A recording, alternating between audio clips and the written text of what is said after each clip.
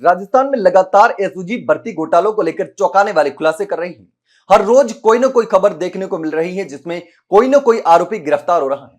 किसी ने paper leak कर दिया, कोई लीक पेपर पढ़कर के परीक्षा पास कर गया, तो किसी ने डमी कैंडिडेट बिठा दिया। कोई डमी कैंडिडेट पकड़ा जा रहा है तो कई बार अभ्यर्थी पकड़े जा रहे हैं। लगातार एक एक करके चौंकाने वाले खुलासे हो रहे हैं। अब कई बार भर्ती का पेपर लीक होने के बाद दोबारा परीक्षा करवाई जा रही है और दोबारा परीक्षा करवाने के बाद भी उसका पेपर वही गैंग लीक कर दे रही है। अब कई भर्ती परीक्षाओं का जो पेपर है वो एक ही गैंग लीक कर रही है, जिस तरीके से जेईई भर्ती परीक्षा में देखा और एसआई भर्ती परीक्षा 2021 में देखा गया।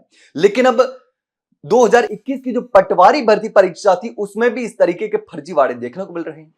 अब उस मामले को लेकर अभी भी जो बवाल है वो थमा नहीं।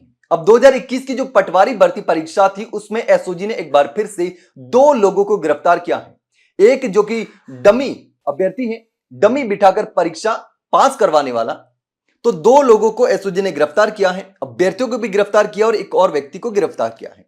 अब एसओजी ने पटवार भर्ती परीक्षा जैसा कि 2021 के बारे में हम बात कर रहे हैं, तो डमी अभ्यर्थी बैठाकर नौकरी पाने के मामले में मूल अभ्यर्थी जो है और उसके स्थान पर परीक्षा देने वाला डमी, दोनों को गिरफ्तार किया है। डमी और मूल यानी कि एक फर्जीवाड़ा करवा रहा है और दूसरा कर रहा है, फर्जी तरीके से नौकरी लग रहा है। अब एसओजी का कहना है कि डीग निवासी जितेश जादौन ने अपने स्थान पर नीरज कुमार को परीक्षा में बिठा दिया और नीरज कुमार को परीक्षा में बिठा करके उसने नौकरी ले ली और इसी फर्जीवाड़े के जरिए जितेश का पटवारी पद पर चयन भी हो गया। अब जांच अधिकारी निरीक्षक जो हैं सीमा पठान, उनका कहना है कि नीरज को 5 फरवरी और जितेश को 6 फरवरी को गिरफ्तार किया गया था।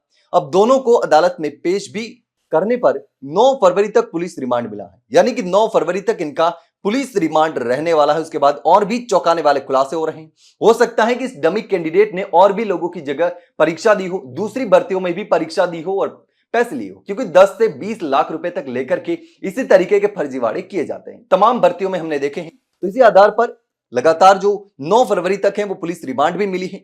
इन दोनों आरोपियों से पूछताछ भी की जाएगी।